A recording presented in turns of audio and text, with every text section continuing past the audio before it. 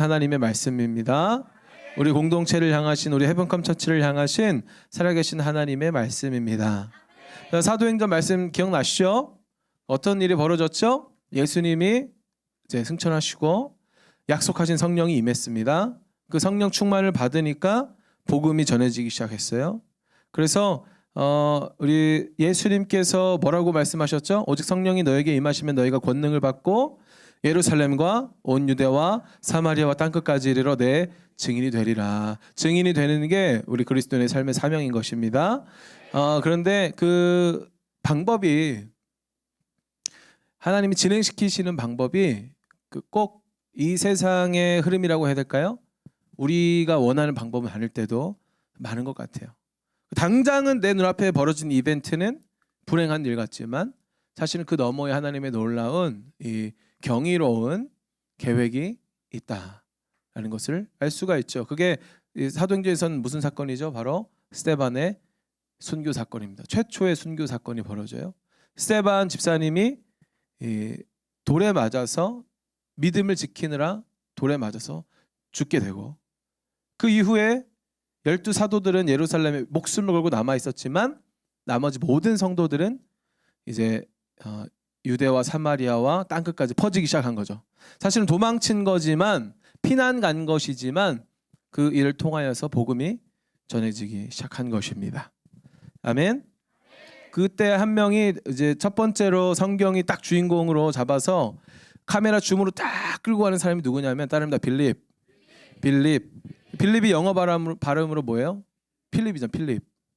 그래서 빌립을 딱 줌인해서 그가 무엇을 하는지 딱 보여주는데, 그러니까 사마리아에서 복음을 전하니까 사마리아에 기쁨이 임했다. 한 진정한 기쁨, 그 하나의 기쁨이 어디로부터 시작되냐? 따릅니다. 복음에서 시작되는 것입니다.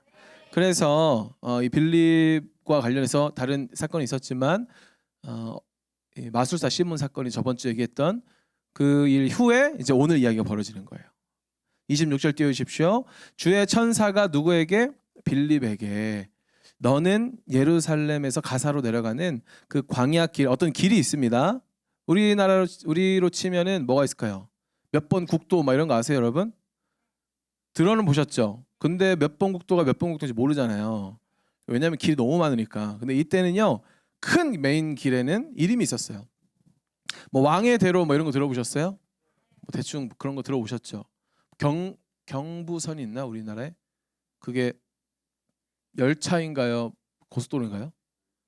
열차인가요? 아무튼 뭐 그런 이름이 있는 그 길로 내려가라라고 말한 거예요. 사마리아는 지금 우리나라로 치면 북한 쪽입니다. 근데 예루살렘에서 가사로 내려가라는 것은 저기 전라도 남해 그쪽으로 예루살렘 어디냐, 서울로 쳐보면은 그렇게 북한 그리고 남해로 내려가는 대로 돼 있는데, 사마리아로 위로 올라갔다가 천사가 어디로 가라고 해요? 남쪽으로 가라는 거예요. 똥개 훈련이죠. 아니 그 밑에 있는 사람한테 말하면 되는 거 아니에요? 그러나 여러분, 하나님의 계획은요, 각 사람에게 하나님의 계획이 있다는 것을 믿으십니까? 여러분 모두에게 하나님이 계획하신 그 계획이 있다라는 거예요. 근데 빌립 입장에서는 여러분, 북쪽에 있는 게 훨씬 더 용이하고요, 합리적이고요, 그게 좋은 것이라고 생각될 수 있어요. 그리고 남쪽으로 내려가라고 하면은 어쩌면 저같이 게으르고 귀찮은 거 많은 사람은 귀찮아, 내가 해야 되나? 물음표가 막 비판적인 물음표가 막 찍힐 수도 있어요. 왜 나한테 가라고 하지? 그러나 여러분, 거기에서 꼭 내가 해야 할 일이 있다는 것입니다. 하나님이 여러분에게 여러 가지 루트로 여러분의 삶에 변화를 주고 이런저런 이벤트를 발생시키면서 여러분 어디로 몰아가실 때는, 그때는 불평불만할 것이 아니라, 그때는 내 인생에 현타가 올 것이 아니라 한번 고민해 봐야 되는 거야. 이때에 하나님이 왜 나를 그 자리로 부르시는가. 가면 무슨 일이 있을지 알려주시면 되는데 우리 삶은 사실 그렇지 않죠. 일단은 이제 몰아가세요. 그러면서 뭔가 이벤트를 경험하게 됩니다. 그게 뭐냐면 27절에 딱 나오는 거예요. 빌립이 일어나서 가다가 길에서 에티오피아 내시를 만났습니다. 일어나서 걷자마자 만난 게 아니죠. 사실은 몇 날, 며칠, 몇 달을 걸었을지 모릅니다. 그러나 거기에서 하나님께서 만나야 할 그 한 사람을 만나게 하신 거예요. 여러분, 하나님의 일은요, 무엇을 통해 이루어지냐 따라 봅시다. 만남. 만남. 저와 여러분이 만난 것은 우리 만남은 죄송합니다. 몰라요? 얘는 몰라 이 노래? 알아 몰라? 알아? 도와줘 그러면 우리 만남은 우연히 아니 감사합니다. 근데 전 정말 여러분 이 만남은요 소중한 거예요. MBTI I 손 들어보세요. I 아이야? 레아? 어떻게 이름이 레아일 수가 있지? 영어 이름이에요? 한글 이름이야? 오 부모님이 참 이름 잘 지으신 것 같아요. 아이라는 것을 받아들이고 사십니까? 좀 이렇게 돌파할 영역이 있다고 믿으세요? 없다고 믿어? 나는 아이로 살 것이다. 그리고 MBTI 돌파될 수 있습니다. 네. 돌파하세요 이렇게 하는 게 아니고 아이들은 유재석이 아이라는 게 놀랍지 않아요, 여러분? 찐 아이래요, 찐 아이.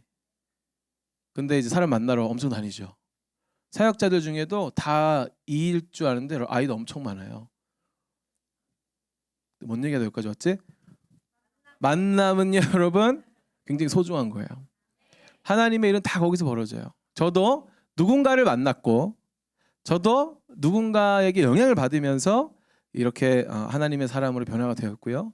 여러분도 누군가를 만났고 또 누군가를 만나서 하나님의 사람으로 변화시키는 삶을 살 것입니다. 영향을 끼치는 삶을 살게 될 거예요. 누구처럼? 바로 빌립처럼 말이죠. 근데 이 에티오피아 내시를 왜 하나님께서 만나게 하셨을까? 에티오피아 내시는요, 에티오피아의 국무총리였어요. 우리나라로 치면 국무총리급이었어요. 그냥 뭐 어디 회계사 뭐 이 정도가 아니고 여왕의 재정을 맡은 고위 관리였다. 이 사람이 예루살렘에 예배를 드리러 갔다가 그렇다면 유대교였다는 것이죠. 근데 이 유대교로서 그냥 열심히 살았다가 아니고 28절 이사야의 책을 읽고 있었다라는 거예요. 그런데 이해가 안 되는 거예요. 아무리 성경을 읽어도 진리를 찾아 헤매도 뭔가를 배우려고 해도 내가 내 인생을 어떻게 어디서 해석을 할 수 있을지 고민을 해도 사실은 알려주는 사람이 없었다라는 거예요. 그런데 이 29절을 보면 성령께서 빌립에게 말씀하세요. 야, 저 마차로 가라. 30절에 빌립이 마차에 가서 딱 보니까 그 사람이 뭐 읽고 있는 거예요. 꼭 하나님께서는요, 꼭 나 같은 사람 만나게 하세요. 믿으십니까? 이게 막 성경적 진리는 아니고요. 이렇게 말하고 다녔는데 설교 준비하는데 이 성경에 나오는구나. 빌립이 이사야서 알았을까요? 몰랐을까요? 알았죠. 빌립이 이사야서 아니까 설명해 줬을 거 아니에요. 모르는데 갑자기 뭔지 모르는데 성령님이 야 이건 이거야. 그렇게 역사 아무튼간 전사님 웨이크업 저랑 똑같은 색 옷 입었는데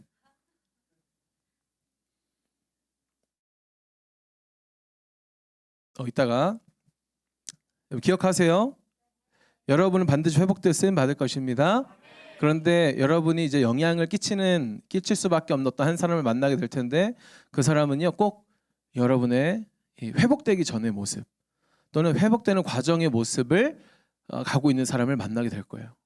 현동아 소망해 알겠지? 꼭 너 같은 애 만나게 될 거야. 만난 경험 있습니까? 다행히 네 만날지어다.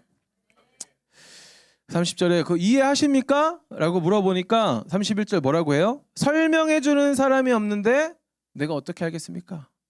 알려주는 사람이 없는데 내가 어떻게 알겠습니까? 이게 바로 오늘 제목인 거예요. 이 사람이 뭘 보고 있었냐면요 32절 그는 도살장으로 향하는 양처럼 끌려갔고 털 깎는 사람 앞에서 잠잠한 어린 양처럼 조용했다. 누구 얘기하는 걸까요? 예수 그리스도를 이야기하는 거예요. 우리는 예수님을 알기 때문에 바로 단번에 알 수 있죠. 근데 에티오피아 내시는 예수님을 알지 못했기 때문에 궁금해하고 의미를 찾고 알고 싶지만 알려주는 사람이 없기 때문에 그것을 알 수가 없었던 것이죠. 그래서 35절 그 성경 구절로부터 시작해서 예수에 대한 복음을 전해준 거예요. 그리고 그는요, 아하, 세례를 받고 예수님을 만나게 되었습니다. 아멘. 여기 두 사람이 나옵니다. 빌립, 회복되어서 쓰임받고 있는 빌립, 성령님의 인도하심 따라서 순종하면서 살아가는 빌립. 자기도 갈 바를 알지 못한 인생이었지만 예수님을 만나서 이제는 어디로 가야 할지 성령님이 인도하시는 대로 살아가는 빌립 한 사람. 그리고 또 한 사람 누구예요? 에티오피아 내시. 모든 것을 다 가진 것처럼 부자고 남들이 원하는 명예도 갖고 있지만 사실은 그 마음에 공허함이 있고 사실은 알고 싶은 것이 있는데 알려주는 사람이 없어서 이 덜컹거리는 마차에서도 이게 무슨 뜻일까 고민하는 이 한 사람이 있는 것이죠. 두 사람이 만나니까 어떤 일이 벌어집니까? 복음이 전해지고 구원이 이루어지는 것입니다. 할렐루야. 요게 이제 오늘 전체적인 큰 그림이에요. 오늘은 우리 비빔밥 만들어 먹는 날이니까 진짜 짧게 하도록 하겠습니다. 저번 주에도 짧게 한다 해놓고 길게 했지만 이번 주는 근국 형제 진짜 짧게 할게요. 믿어줘.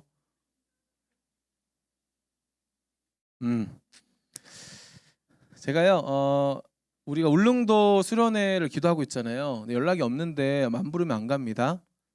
좀 소망함이 있는데 뭐 내년에 가면 되죠. 겨울에 가든지. 그런데 울릉도로 가야겠다. 울릉도에서 9년 전에 청소년 수련회를 했는데 거기서 만난 청소년들 3명이 우리 교인이죠. 그 중에 한 명은 제 아내가 되었습니다. 할렐루야. 하나님의 역사, 이 만남. 그때 콕 집어서 키워서 결혼한 거 아니고요. 저 그 정도로 그런 사람은 아니고 그냥 그때 복음 전하고 그래 나중에 아무튼 그런 일이 있었습니다. 그런데요, 우리 울릉도를 한번 가보자라고 얘기한 후에 거짓말처럼 며칠 뒤에 제가 설교하고 있는데 전화가 2통이 와 있는 거예요. 그래서 모르는 번호입니다. 근데 문자도 와 있는 거예요. 제가 목사인데 옛날에는 간사였던 시절이 있었어요. 그래서 간사님 저 울릉도 캠프에 왔던 누구누구입니다. 몇 년 전에 캠프를 했어요? 9년 전에 캠프를 했죠. 근데 연락을 주고 받았을까요? 안 받았을까요? 연락 주고 안 받던 친구들이에요. 거의 뭐 그때 한 번 보고 만 친구예요. 근데 이 친구가 뭐라고 하냐면 상담 드릴 게 있어서 좀 내일 통화를 했으면 좋겠어요. 이렇게 말을 하는 거예요. 보통 이런 경우는요, 여러분 둘 중에 하나예요. 정말 무슨 심각한 문제가 있거나 또는 돈 빌려달라거나 둘 중에 하나예요. 여러분에게 뭐 20만 원만 30만 원만 빌려달라는 친구 혹시 있습니까? 그 거의 대부분 뭐 급전이 필요한 경우도 있지만 거의 대부분 이제 토토나 뭐 스포츠 뭐라고 하죠 그거를? 스포츠 도박할 때 그 도박이니까 이게 사실은 중독이 있잖아요. 빌리다가 누구한테까지 오냐면 목사한테까지 돈 빌려달라고 하는 거예요. 근데 제가 이 친구에서 듣기로 좀 세게 놀았다? 뭐 그런 친구예요. 그래서 막 겁나는 거예요. 무슨 일이 있는 건 아닐까? 사고가 있는 건 아닐까? 그래서 여러분 저에게 전화할 때는요. 무슨 일이 있는 게 아니면 꼭 밤 10시 전에 전화해 주십시오. 밤 10시 넘으면 무슨 일이 있는 거 너무 걱정돼. 그래서 전화를 제가 또 2통화를 걸었어요. 다 끝나고 11시쯤에 전화를 안 받아. 막 그 다음 날까지 심장이 두근거리더라고요. 그래서 전화가 왔고 만나기로 약속을 하고 그리고 며칠 전에 만났어요. 만났는데 왜 진짜는 진짜를 알아본다고 하죠? 딱 봐도 범상치가 않아. 이 눈빛부터 이 걷는 모습까지 범상치가 않아. 야, 얘는 찐이구나 하고 카페에 앉아서 이렇게 대화를 하는데 돈 빌려달라고 한 게 아니고요. 사고 친 것도 아니고요. 뭐라고 하냐면 자기 인생에 어떤 한 전환점인 것 같대요. 내가 최선을 다해서 이 돈도 벌어보고 최선을 다해서 열심히 살아봤는데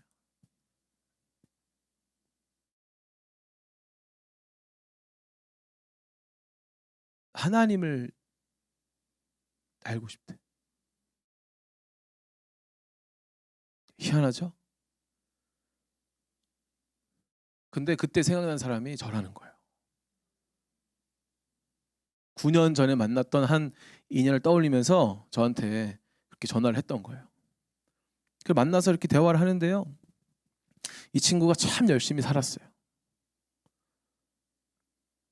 그 세게 놀았다는 게 막 그렇게 놀은 게 아니라 그냥 드센 거야. 그냥 그게 멋있다고 생각하는 거예요.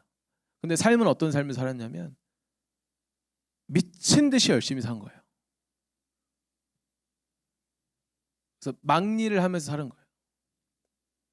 그러다 최근에는요, 그냥 아무렇지 않게 얘기하더라고. 자기는 이제부터는 부모님이 이 일 해봐라 저 일 해봐라 라고 살았는데 이제부터는 자기가 좀 하고 싶은 일을 하고 살아야겠다라고 생각해서 부모님한테 나는 고깃집을 하고 싶습니다.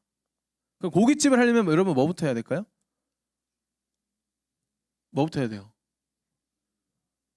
고기를 맛있게 먹어야 돼요? 고기를 알아야 돼? 보통은요 요새 뭐 하냐면 세련되고 잘 되는 고깃집에 알바로 들어가요. 직원으로 들어가서 최선을 다해서 서비스부터 그 메뉴라든지 밑반찬이라든지 돌아가는 거든지 유통이라든지 이걸 싹 다 빼와서 최대한 빨리 빼와서 그를 차리는 게 요새 창업 스타일이거든요. 근데 이 친구는 뭘 했는 줄 아세요? 연고지 하나 없는 동네에 가서 아무도 모르는 데 가서 거기에서 육가공을 배우는 거예요. 그 뭐라고 할까? 도축된 걸 이렇게 막 거대한 걸 걸어서 오면은 그걸 자르고 손질하는 것부터 배운 거예요. 그거 배우면은 우리 근극 형제는 어느 정도 배울 것 같아요? 내 꿈이 고깃집이야. 그럼 어느 정도 배우면 그걸 알게 될 것 같아요? 1년. 야, 그 1년도 길잖아요, 사실은. 여러분 그게 엄청 힘든 일이잖아요. 위험하고 뼈를 깎아야 되는 기계에서 하는 거니까. 그래서 진짜 자기 이름이 욕이었대요. 욕. 야 이 어린 양아 하면은 얘 이렇게 해야 되는 거예요. 쉽. 죄송합니다. 그런데 그걸 몇 년째 하고 있냐면 2년째 하고 있는 거예요. 그거를. 그냥 살다 보니까 그걸 하고 있는 게 아니라 명확한 꿈이 있어요. 그래서 제가 물어봤어요. 야, 그래서 너 행복하냐? 지금 행복하면 안 된대. 무슨 말이야? 자기 꿈이 있다는 거야. 목표가 있다는 거예요. 그럼 너 2년 동안 뭐 친구들 좀 만나? 안 만난대. 친구들이랑 싸웠어? 싸운 게 아니고 지금 자기는 이거 집중하고 싶대. 고립되고 외롭고 고독을 느끼면서 뭔가에 몰두하고 있는 게 자기는 그게 혼자 있는 게 편하대. 그래? 질문을 또 하고 또 얘기하고 또 질문을 하고 얘기하고 질문을 하고 얘기하다 보니까 여러분 이 친구가 사실은 원했던 게 뭘까요?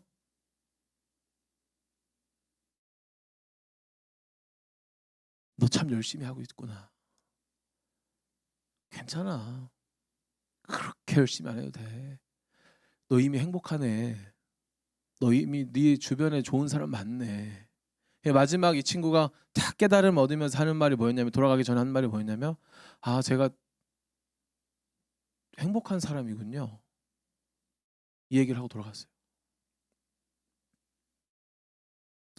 이 친구가 27인가 그러거든요. 그러니까 7년 동안 세상이 얘기하는 성공을 향해 달려간 거예요. 사업을 통해서 가게를 통해서 네가 성공하고 네가 멋진 인생, 네가 행복한 인생 살려면 너는 지금 행복할 게 아니고 나중에 어느 정도 수입을 얻는 그 루트를 넌 타야 돼. 최선을 다해서 너는 그 일을 해야 되고 그 사이에 네 삶을 갈아 넣어서 결과가 나올 때까지는 너는 좀 혼자 있어야 되고 사람 만나는 거 사치야. 어떤 이런 분위기 여러분 주변에 혹시 그런 사람 있나요? 그런 루트로 가는 사람 본 적 있나요? 그런 인생이 있다는 걸 아십니까 혹시? 사실 대부분 그렇죠. 지금 당장 뭐 할 게 아니라는 거예요. 어디에 박혀서 공부하고 취업 준비하고 여러분 취업하면 그래서 행복합니까?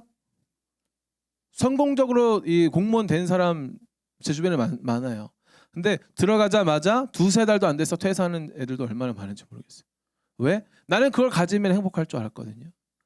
근데 문제는 뭐냐면 여러분, 세상은 다 그 얘기를 한다는 거예요. 한 사람도 빠짐없이 대한민국에서는요, 다 그 얘기를 한다는 거예요. 우리 입시 다 해봤잖아요. 그 입시 성공하면 뭐 그런 유명한 말 있죠. 엄마가 분명히 그렇게 얘기했대. 대학 가면 애인 생긴다. 지금 사귀지 마라. 공부해라 공부. 대학 갔더니 생깁니까? 주님, 무엇라 말할까요? 그 연애하면 여러분 행복할 거라고 생각하고 연애하지만 사실은 그 연애의 즐거움과 흥분은 있지만 거기서 참 행복이 나오나요? 아니에요. 제 주변에 또 그런 친구가 있었어요. 애인을 계속 바꿔. 이 환승은 기본이에요. 그런데 대화를 해보면 자기의 행복과 자기의 존재 자체를 사람을 통해서 계속 확인을 하려고 해요. 애인을 통해서 확인을 하려고 해요. 교회 다니면서도 여러분 자기의 존재의 의미를 찾으려고 하는 친구들이 얼마나 많은지 모르겠어요. 그렇게 이 세상은요, 우리가 살아가는 이 시대는요, 사실은 정말 목마른 시대가 아닌가 싶어요. 다 가진 것 같은 시대죠. 전부 다 아이폰 좋은 거 쓰고 있고, 이 목사 나부랭이도 이 맥북 쓰고 있고, 가진 거 다 가진 시대예요. 여러분 굶어 죽는 시대입니까? 아니요. 그런데 죽을 것 같죠. 남들처럼 살지 못하면 쪽팔려 죽을 것 같은 시대. 남들이 원하는, 남들이 인정할 만한, 남들이 칭찬할 만한 무언가 어떤 그 궤도에 들어가지 않으면, 최소한의 궤도에도 들어가지 않으면 내 인생 실패한 것 같은 그런, 다르게 살면 안 될 것 같은 그런 흐름에 우리가 살고 있어요. 종종 얘기하지만 외국 나가잖아요. 그럼 그 세상은 또 다른 세상이에요. 대한민국만 벗어나면 대한민국이 진리가 아니라는 것을 알게 돼요. 근데 문제는 뭐예요? 나는 여기서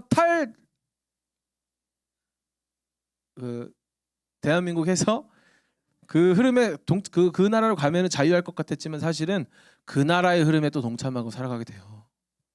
그 나라의 좋은 삶, 남들처럼 사는 삶, 남들 보기에 쪽팔리지 않은 삶, 결국 그 삶을 향해 살아가는 거예요. 그런데 여러분, 왜 거길 향해 이렇게 다 달려갈까요? 목마른 거예요. 삶의 이유를 찾고 싶은 거예요. 우리 위에 어른들은요, 그런 삶의 의미를 그런 데서 찾을 새가 없었어요. 당장 먹고 사는 것 자체의 의미가 있었어요. 그러니까 무슨 일이든 한 거예요. 그 세대는 또 그 세대 나름의 어떤 진리를 찾아 살았던 것이죠. 기도하는데 대한민국의 기도는 어떤 기도합니까, 여러분? 우리가 내일 먹을 거, 집세가 뭐 그런 기도 합니까? 안 하죠. 제3세계 기도, 걔네들 무슨 기도 하는지 아세요? 우리 가족 먹을 거 좀 주세요. 뭐 이런 기도해요. 그러니까 삶이요, 전부가 다 각자의 환경에서 뭔가를 갈망하고 뭔가를 목말라하면서 뭔가를 찾아가는데 그게 사실은 생수는 아닌 것 같아요. 다 음료수인 것 같아요.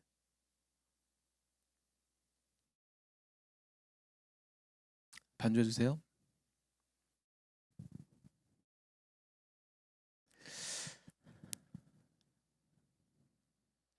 레아 자매 교회 다녀봤어요? 처음 왔어요? 설교 이렇게 짧게 하는 거 쉽지 않아요.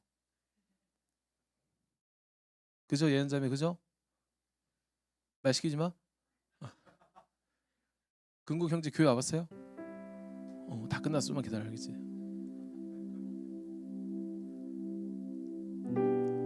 그러니까 어떻게 살아야 되는지, 무엇을 향해 달려가야 되는지 알려주질 않아요.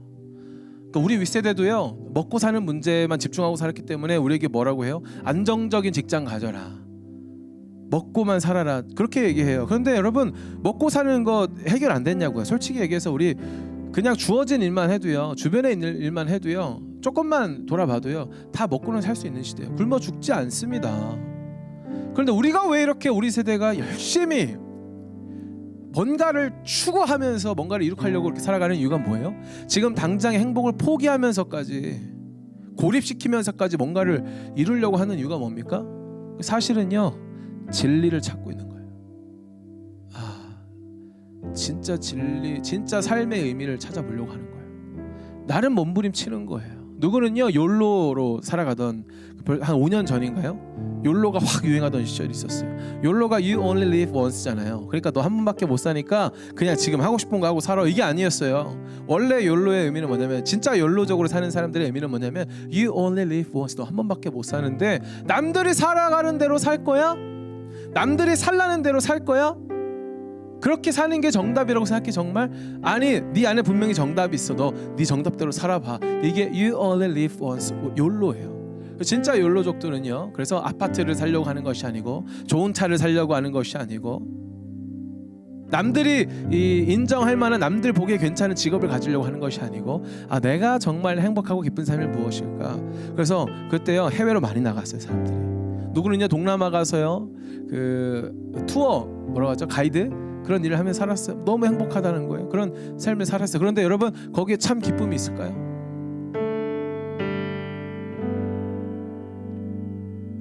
옛날에 1960년대에요, 히피족이라는 어떤 문화 공동체가 있었어요. 들어본 사람? 히피 펌은 들어봤죠? 그거 원래 하던 사람들이에요. 이 사람들은요, 막 전쟁 반대하고 평화를 사랑한다 하면서 그렇게 외쳤어요. 비틀즈, 그런 사람들이 히피 문화 영향을 많이 받았고, 히피에게 영향을 많이 줬죠. 사랑을 외쳤고요, 평화를 외쳤어요. 그래서 우리에게 익숙한 표현이 있어요. Love and peace. 그게 여기서 나온 거예요. 사회적 문제였어요. 왜냐? 여러분, 사랑과 평화를 외치는데 왜 사회적 문제였냐면, 이 사람들이요, 사실은 10대, 20대, 30대였는데 삶의 진짜 의미를 찾던 사람들이었어요. 세상은 그래도 거시적으로 크게 바라볼 줄 아는 사람들이었어요. 세상은 전쟁이 가득했어요. 베트남전 막 벌어지고 있고. 왜 우리가 거기 가서 사람을 죽이고 싸워야 되냐? 의미가 없다라는 거예요. 왜 우리가 그렇게 그 당시에 정답이라고 얘기했던 그런 안정적인 삶, 건강하다고 정의하는 그 삶을, 왜 우리가 그런 삶을 살아야 되냐? 왜 가정이라는 것을 왜 그렇게 만들어야 되냐? 왜 애를 낳아야 되냐라고 하면서요, 여러분, 그 사람들이 뭘 했냐면, 이 가정이란 개념을 없애버리고, 이 사람하고 나도 결혼했고, 저 사람도 내 와이프고, 얘도 내 와이프인 거예요. 근데 이 사람은 또 다른 사람의 와이프고, 가정이 다 무너져 버려요. 성관계도 아무하고나 다 하고. 그리고 진리를 찾아보겠다라고 했는데, 그게 거기서 뭘 찾아봤냐면 마약에서 진리를 찾기 시작한 거예요. 마약이 전 세계에 확 보급된 게 바로 히피를 통해서 그 일이 벌어진 겁니다. 넷플릭스에 보면 지저스 레볼루션이라는 영화가 있어요. 그게 히피 얘기가 적나라하게 잘 나오는데, 히피들이요, 그냥 놀고 먹는 욜로족이 아니라 사실은 삶의 진리를 찾던 사람들이었어요. 그래서 마약을 먹으면 어떤 영적인 세계에 들어간다, 환각 상태를 영적인 세계에 들어간다 해서 거기에서 이 뭔가 진리를 찾고 정답을 찾는 행위, 주술적 행위도 굉장히 많이 했었어요. 근데 이 사람들 사회가 받아줬을까요? 아까 얘기했지만 문제라고 여겼다고 했습니다. 그런데 교회들도 그 사람들을 받아주지 않았었어요. 한 교회, 척 스미스라는 목사님, 그 한 교회에서 이 사람들을 받아주기 시작한 거예요. 교회는요, 원래 이런 옷 입고 오면 안 돼요. 목사가, 여러분, 이런 옷 입고 설교하는 목사 본 적 있습니까? 정장 딱 입고 넥타이 딱 하고. 그런데 그 척 스미스 목사님이 그들을 받아주기 시작한 거예요.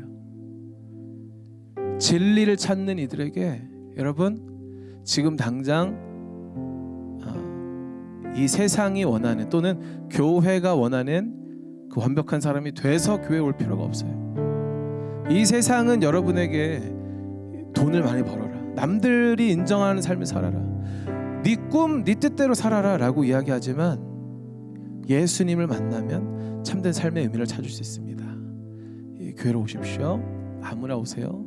교인들이 반대했어요. 더럽다, 냄새난다, 에이즈 걸릴 것 같다, 마약하고 온다, 술 취해서 온다, 머리 안 감고 온다. 그래서 반 딱 갈라서 앉았어요. 여기에는 원래 교인들, 백인들, 여기에는 히피들. 근데 히피들이요, 예수님을 영접하기 시작한 거예요. 삶의 의미를 찾기 시작했습니다. 아, 하나님이, 예수님이 날 사랑하시고 나를 회복시키셔서 하나님 나라가 이루어지는데 내 삶을 사용하시길 원하시는구나. 아, 내가 누군가의 사랑을 갈망하고 누군가의 인정을 갈망했었는데 내 존재 자체가 참 의미 있는 거구나. 그걸 깨닫게 된 거예요. 그러면서 이 음악을 하는 교회가 거기서 탄생했고, 우리가 어쩌면 그 흐름을 타고 있는 게 아닌가 싶습니다. 여러분, 삶의 참 의미는요, 참 진리는요, 예수님께 있습니다. 우리 새 친구들이 와서 이야기를 하는 게 아니라 원래 하는 그 본문 흐름에 충실하게 가고 있는 거예요.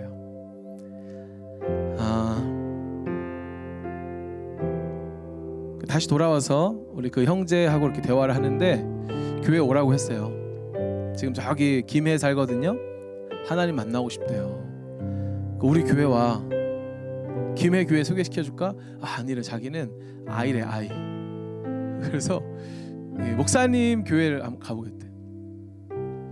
그러면 이번 주일에 와. 새 친구들 많이 와. 했더니 이번 주는 좀 그렇고 다음 주 금요일이나 토요일에는 예배 없네. 금요일이나 토요일에 스케줄을 맞춰볼게요, 이렇게 얘기하더라고요. 아, 그래? 괜찮아. 오케이. 너 오면 내가 같이 예배할게. 근데 한 번은 주일에, 일요일에 한번 와봐. 다음 주인가 다다음 주에 오기로 했어요. 그래서 오기로 했습니다. 그러면서 이 친구가 갑자기 심각해지는 거예요. 갑자기 심각해지는 거예요. 그러면서 저한테 고백할 게 있대요. 고백할 게 있대요. 그래서 뭐라는 줄 아세요? 저한테 여전히 간사님이라고 하는데, 간사님, 돈 빌려달라고 할 줄 알았는데, 간사님, 저 사실은 문신이 있어요.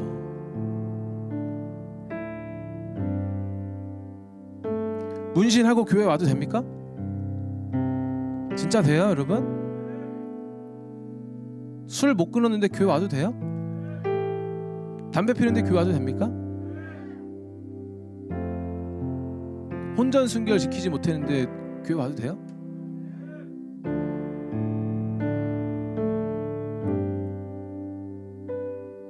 그래서 그랬어요. 무슨 문신인데 여기서부터 문신 있는 거예요. 운전하다가 팔 딱 들면 이 긴팔 문신 있죠? 있는 거예요. 자기는 이게 멋있다고 생각해서 문신을 했는데 사회생활 하니까 불이익이 너무 많다는 거예요. 자기가 양아치가 아니라는 것을 계속 증명하면서 살아야 되는데, 교회 제가 이거 괜찮을까요? 제가 뭐라 했을까요? 지우고 와 임마, 가리고 와, 이랬을까요? 괜찮아, 띵띵띵띵, 괜찮아, 와도 돼.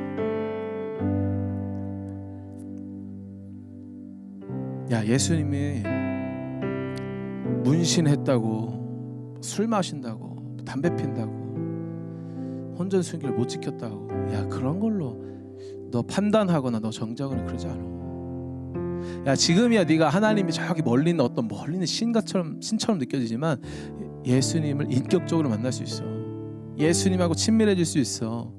해리포터 소설책에 나오는 어떤 인물 그 정도가 아니라 나와 날마다 동행하고 대화하고 나의 삶을 끌어주고 밀어주는 그 예수님을 만날 수 있어. 그 수많은 사람들이 미쳐가지고 이렇게 예수님을 사랑한다고 고백하겠어? 분명히 너의 삶에 그 차원을 알게 될 날이 올 거야. 자유함을 가지고 와. 괜찮아. 너 술 먹잖아, 담배 피잖아, 괜찮아, 와도 돼. 내 꿈은 있잖아, 교회 흡연실 만드는 거야 했더니 얘가 오해를 했어. 그쵸? 요새는 이제 술도 먹고 담배 피면서도 교회 다닐 수 있어야 되는 거 아니에요? 이러길래 아니 그 말이 아니고 나도 술 먹으면 안 된다고 생각해. 담배 피면 담배 끊었으면 좋겠지. 나도 우리 몸이 건강해야 되잖아. 그래서 근데 술 때문에 담배 때문에 그러한 비진리 때문에 네가 진리 되신 예수님을 만나는 걸 전혀 막힘이 없었으면 좋겠다 이 말이야. 언젠가는 끊어야지. 아 그렇군요. 에티오피아 내시가 그런 사람이었던 것 같아요. 진리를 찾아 헤맵니다. 인생의 의미를 찾아 헤매요. 에티오피아에서요 올라갈 수 있는 한 가장 높은 곳까지 올라간 사람이었어요. 가질 수 있는 거 다 가졌어요. 그렇게 되면 행복할 거라고 생각을 했죠. 우리 안에도 그런 뭔가가 있지 않습니까? 내가 이걸 이루면은 행복하지 않을까? 이렇게 사는 삶이 정답이지 않을까? 왜? 남들 다 그렇게 사니까. 세상 사람들 다 그렇게 사니까. 내 주변에 있는 크리스천들도 다 그렇게 사니까. 그럼 그렇게 되면은 괜찮은 삶이 되겠지. 그러나 그 삶, 그 궤도에 딱 올라가게 됐을 때 여러분 그 안에 참된 행복과 참된 진리로 오는 만족이 있을까요? 참된 평안이 있을까요? 기쁨이 있을까요? 다가오는 어려움과 건강은 언젠가 나약해질 것이고, 언젠가 우리는 나이 먹을 것이고, 언젠가 사랑하는 사람과 이별하게 될 것이고, 50대, 60대, 70대가 되면 은퇴하게 될 것이고, 재정적인 문제가 다시 찾아올 텐데, 여러분 지금 직업이라든지 재정이라든지 그런 것을 우리의 삶의 진리라고 진짜로 말할 수 있는 이 세상입니까? 아니요. 다 헛된 거예요. 죄송하지만 여러분 다 헛된 거예요. 그런데 알려주는 사람이 없는데 어떻게 알겠어요?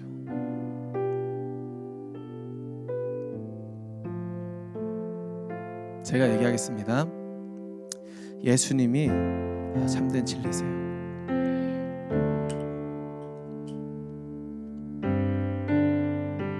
태초에 하나님이 천지를 창조하셨다는 것은 창조론이냐 진화론이냐 그 이야기를 하는 게 아니라, 하나님이 이 세상을요 정말 주님 보시기에 아름답게 정말 행복하게 만들어 놓으셨어요. 그런 세상이었어요. 그런데 죄가 들어와서 그 이 세상이 훼손되었어요. 이 세상을 하나님께서 회복하시길 원하세요. 처음에 누굴 통해 회복하시길 원하셨냐면 그 시작이 누구였냐면 이스라엘이었어요. 그래서 기독교는 이스라엘의 종교가 아니라 이스라엘을 시작으로 이 지구를, 이 세상을 하나님의 나라로 왕의 회복을, 왕이 통치하는 나라로 회복시키시는 하나님의 스토리인 거예요. 근데 그 이스라엘이요 그걸 실패를 했어요. 왜냐하면 이스라엘도 결국 사람이었거든요. 그래서 이 죄의 문제를 누가 해결하러 오셨냐면 바로 하나님이 직접 오셨어요. 불교나 이슬람이나 이 다른 힌두교나 이런 4대 종교라고 하죠. 가장 세력이 큰 종교.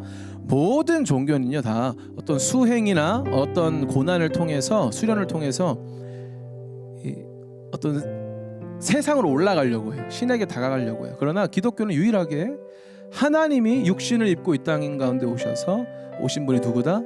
예수 그리스도라는 거예요. 근데 그분이요 우리 죄를 대신하셔서 십자가에 달려 죽으셨습니다. 그래서 믿는 자는요 멸망하지 않고 영원한 생명, 안 죽고 영원히 사는, 그게 아니라 영원은 하나님의 것입니다. 하나님과 교제하며 살아갈 수 있는 그 생명력이 우리 안에 생긴다는 거예요. 그리고 예수님이 죽음에서 부활하셨어요. 그 무슨 의미냐? 사망 권세를 이기셨다는 거예요. 사망 권세가 여러분에게 야, 돈 많이 벌어야지, 야 남들처럼 살아, 직업 좋은데 좋은 거 가져, 그러면 네 인생이 평안할 거야. 야 근데 그 다음도 있다, 좋은 아파트 사야 돼. 야야 너 그 다음도 있다, 좋은 차도 사야 돼. 야야 너 그 다음도 있다, 네 애들 있잖아, 좋은 더 좋은. 끊임없이 우리의 삶을요 갉아먹고 하나님을 마주하지 못하도록 사망으로 끌고 가는데 그걸 끊으셨다는 거예요. 예수 그리스도를 믿으면 사망 권세의 이 통치에서 벗어나게 됩니다. 그러면요 에티오피아 내시에서 예수님을 만나면 이제 빌립의 삶을 살아야 되는 거예요. 아멘. 아멘이 뭐냐면 동의 이거예요. 아멘. 동의. 아멘. 동의. 그래서 빌립은 어떤 삶을 사냐? 따라합니다. 영향을 끼치는 삶, 영향력을 끼치는 삶. 나의 한계를 예수님이 부수셨고요. 아멘. 내가 만들어 놓은 모든 견고한 어떤 방벽들을, 이 담들을 주님이 다 부수셨어요. 자유하게 되었어요. 그 자유함으로 이 돈을 벌지 말라는 게 아니라 돈을 다스리라는 거예요. 할렐루야. 그래서 이 다스리는 삶을 삶으로 이제 선한 영향력을 끼치는, 알려주는 삶을 살아나는 거예요. 제가 아까 얘기했지만 우리 예수님께서는 꼭 나 같은 인간을 만나게 하세요. 그래서 제 삶을 진짜 짧게, 나중에 기회가 되면 나누겠지만 진짜 짧게 얘기하자면, 저는요 시골에서 태어났어요.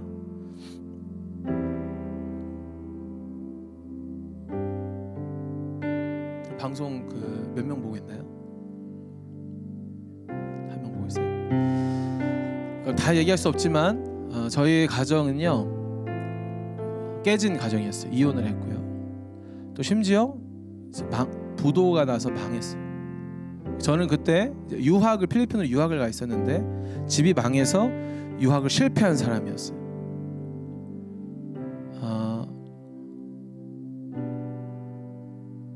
인생에 소망이 없는 사람이었어요. 한국에 돌아왔는데 집은 망해 있죠. 대학은 어떻게 해야 돼? 돈을 벌어야 돼요. 지금 엄마 아빠는 이혼했어요. 이혼이 여러분 이 세상에 많다고 하지만은 사실은 그 당사자들에게는, 가족들에게는 진짜 끔찍한 지옥과도 같은 일이거든요. 하나님의 은혜로 회복이 되었습니다. 할렐루야. 근데 그런 경험이 있어요. 그러다가 2018년에 3월 3일에 아버지께서 돌아가셨어요. 갑자기. 원래 패러글라이딩 국가대표셨는데 패러글라이딩 타다가 돌풍으로 날개가 접혀서 50m 높이에서 이렇게 추락을 하셔서 그대로 그냥 돌아가셨어요. 이렇게 떨어지다가, 여러분 그거 아세요? 왜 항공 훈련하면 돌잖아요. 그 중력이 막 가해지잖아요. 그래서 기절을 하셨어요. 감사하죠? 공중에서 기절하셔서 그냥 떨어지셨는데 그대로 돌아가셨어요. 어떻게 보면 뭐 호상이라고 해야 될까요? 고통 없이 그냥 돌아가셨죠.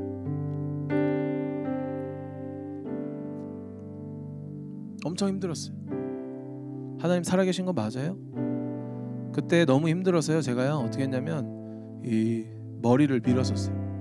나중에 찾아보니까 이게 자해래요. 이 여성들 안 좋은 일 있으면 머리 탁 컷하잖아요. 기분 전환이 아니라 그게 자해 일종이래요. 여러분 하지 마십시오. 주님 앞으로 나아가십시오. 저는 그때 사역하고 있으면서도, 간사이면서도, 주님 사랑해야 된다고 이렇게 메시지를 하고 있으면서도 불구하고 사실은 그만큼 힘들었던 거예요. 그러다가 부끄럽게도 제가 3주 동안 이 공동체에서 도망도 쳐봤어요. 잠수 탄 거예요. 그래서 그 일로 인해서 애들이 막 대거 나가기도 했어요. 어떻게 사역자가, 하나님의 사람이라는 사람이 힘들다고 도망칠 수 있냐. 아주 부끄러운 과거가 있어요. 그런데 하나님께서, 진리 되신 예수님께서 저를 회복하시기 시작하셨어요. 그래서 만난 애들이 어떤 애들이냐면, 우리 집 이혼했었다고 했잖아요. 그 아픔을 잘 알잖아요. 그래서 이혼한 가정 애들 만나게 하셨어요. 제 인생이 얼마나 불행하다고 얘기했었잖아요. 저보다 더 불행한 사람 많겠죠. 그런데 저는 제 인생을 진짜 불행한 사람이라고 생각하고 살았었어요. 막 SNS에 힘든 거 막 올리고 그랬었어요. 근데 꼭 그런 애들 만나게 하세요. 그리고 몇 번 얘기했던 것 같은데, 어떤 자매, 아버지 돌아가신 자매 그 고등학생이 하나 있었는데, 고등학생이니까 친구들 부모님 젊으시니까 다 살아계시죠.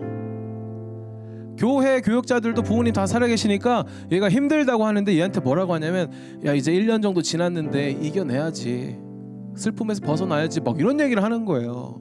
얘가 얘기할 데가 없으니까 오죽했으면 또 저한테 연락을 했겠어요. 그래서 시내 핸즈커피 지금 없어졌는데 거기서 만나서 대화를 하는데 얘 마음을 공감해 줄 수 있는 거예요. 제가 왜? 나도 아버지 없으니까. 그래서 제가 그랬어요. 많이 힘들지? 나도 지금도 아버지 생각하면 울기로 결정하면은 눈물이 콸콸 나. 저는 지금도 울어요. 어제 사모님 피곤해서 일찍 방에 들어가서 자는데 저는 밖에서 손녀들이 할아버지, 한국에 있는 할아버지 할머니 찾아오는 프로그램이 뜨더라고요. 요새 제 알고리즘에. 뜬 사람 있습니까 혹시? 뜨죠. 외국에 이제 남자나 여자가, 자녀가, 할아버지의 자녀가 해외에 나가서 살아가는데 거기에 손자가 있을 거 아니에요. 얘네가 힘들게 할아버지 할머니한테 오는, 뭐 힘들긴 아니고 아무튼 멀쩡히 비행기 타고 오지만 그 내용인 거예요. 근데 그렇게 딱 만나요. 딱 만나는데 저는 어디서 눈물 포인트냐면 이 할아버지 할머니 자녀 있죠, 자녀. 그러니까 이 손자의 엄마 아빠, 그분들이 딱 들어오는데 카메라 앵글은 손자와 할아버지 할머니가 만나는 것만 딱 잡거든요. 놀랍게도 할아버지 할머니가 손자를 먼저 안아준 다음에 그 다음에 누구를 보고 꼭 울어요. 누군지 아세요? 자기 자식인 거예요. 사실은 자기 자식을 보고 싶었던 거예요. 난 어제도 울었어. 나중에 천국 가면 아빠 만나겠지. 그런데 이 고등학생 자매에게 이런 얘기를 해주는데 나도 울고 여자 고등학생도 울고. 근데 시내 한복판이야. 사람 많이 다니는 카페야. 잘 상상해 보세요.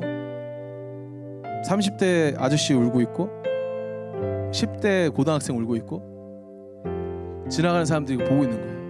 그림이 이상한 거야. 야, 울지 마. 나중에 울자. 그럼 제가 그 친구한테 그때 예수님을 전했어요. 예수님을 만났던 친구지만 그냥 교회만 다니는 거 말고 하나님 살아계셔. 너를 회복하실 거고 너를 사용하실 거야. 그러면서 새로운 믿음의 여정이 시작이 됐던 거죠. 여러분, 알려주는 사람이 없는데 어떻게 알 수 있겠어요? 우리는 반드시 회복될 것이고요. 우리는 반드시 쓰임 받을 것입니다. 하나님 살아계십니다. 그분의 나라가 회복되는 이 시나리오 가운데 저와 여러분의 인생을 회복하셔서 사용하실 거예요. 진리를 찾고 계시죠? 내 인생의 참된 의미가 무엇일까 고민하시죠? 예수님을 만나십시오. 거기서부터 시작됩니다. 하나님께서 알려주실 거예요. 성령님이 빌립에게 야, 저기로 가라 라고 말씀하셨을 때 거기서 놀라운 역사가 일어난 것처럼 저와 여러분을 향한 분명한 계획이 있다는 것입니다. 예수님도 찾아가셨습니다. 예수님도 알아서 와라라고 안 하시고 예수님도 무작위 돌아다니시면서 진리가 필요한 지체들에게 찾아가셨어요. 우리나라도 마찬가지입니다. 100여 년 전만 해도요, 여러분 우리나라에 대학교가 있었습니까? 병원이 있었을까요? 아무것도 없었어요. 근데 우리나라에 누가 와서 이런 병원을 세워주고 누가 와서 이런 대학과 고등학교, 초등학교 누가 만들어줬을까요? 사실은 대한민국 사회가 그것을 이야기하고 있지는 않지만 여러분 조금만 찾아보세요. 한 번만 검색해 보세요. 다 우리 선교사님들이 다 들어오셔서 그걸 하셨어요. 근데 우리도 이제 나갈 때가 된 거예요. 혹시 알길 바라는데 알려주는 사람이 없어서 모르는 지체들은 제가 오늘 얘기합니다. 예수님께서 길이요 진리요 생명 되십니다. 예수님께서 길이요 진리요 생명 되십니다. 그 마음에 감동이 있는 지체들은요, 마음으로 손을 드십시오. 주님 만나길 원합니다. 진리 되신 예수님을 마주하길 원합니다. 당신이 살아계시다면 오늘 나에게 찾아와 주시고 나의 삶에 참된 의미를 알려주시고 내 삶을 회복하셔서 사용하여 주시옵소서.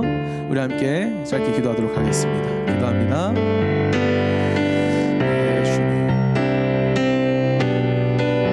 여기 있는 한 사람 한 사람을 예수님의 이름으로 축복합니다.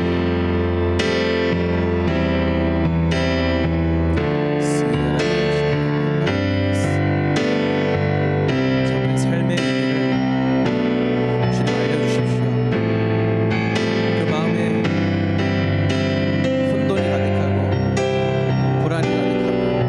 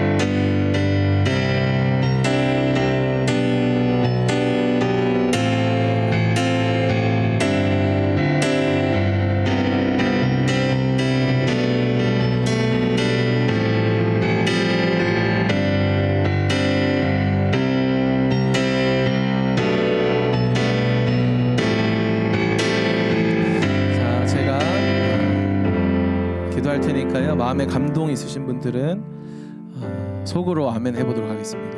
입으로 아멘 해도 좋습니다. 하나님, 내가 진리를 찾았던 인생입니다. 주님, 내가 참 많은 것들을 참 여러 가지를 고민하면서 내 인생의 의미를, 내가 어떤 의미를 가지고 살아갈 수 있는지, 내가 괜찮은 사람인지 수많은 고민들이 있었음을 이 시간에 고백합니다. 그리고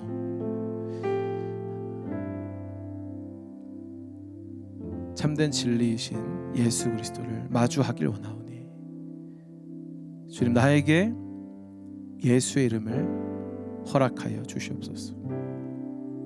믿음을 허락하여 주시옵소서.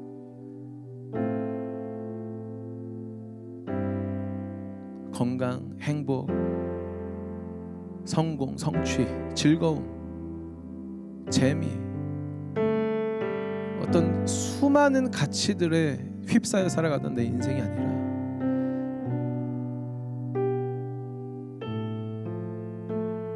길이요 진리요 생명 되신 예수님과 함께 동행하는 그 인생의 새로운 막이, 전환점이 바로 오늘임을 믿음으로 선포하오니 내 삶에 계시하여 주시옵소서.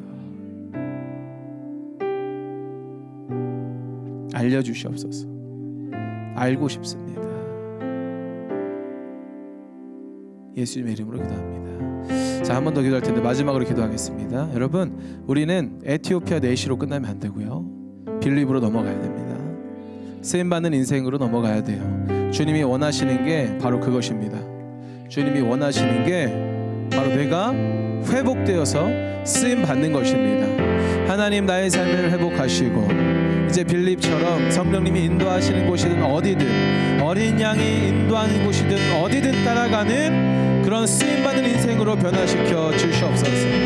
이제는 혜택만 받는 것이 아니라, 진리를 공급만 받는 것이 아니라, 이제는 진리를 찾아 헤매는 저 사망의 망망대에 빠져있는 영혼들을 향하여서 예수 그리스도의 이름을 전하는, 알려주는, 알지 못해 방황하는 영혼들에게 길을 알려주는 쓰임받는 인생으로 변화시켜 주시옵소서.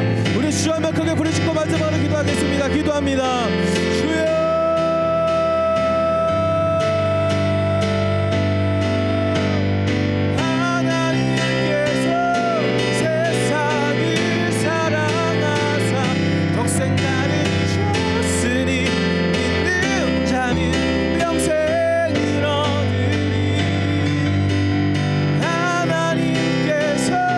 세상을 사랑하사 독생 나를 주셨으니